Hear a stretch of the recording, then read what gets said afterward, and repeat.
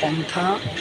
আপনি গরিব থাকাকালীন সেই সব পথগুলো ভালো লাগতে পারে, কিন্তু আপনি যখন নিজের সুখ, নিজের শান্তি, নিজের সন্তানের সুখ এবং আপনার যখন 99 দশা ধরবে, অর্থাৎ আর 1 টাকা হলে আমার 100 টাকা হয়ে যাবে, অর্থাৎ টাকা জমানোর নেশা হবে।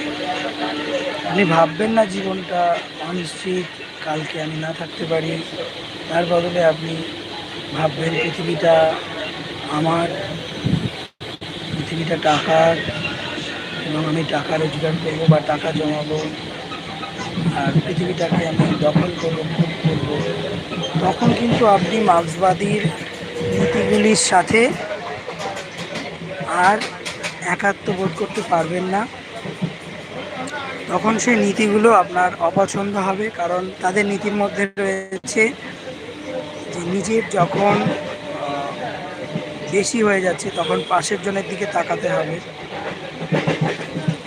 99 দশা যদি আপনার ধরে থাকে, অর্থাৎ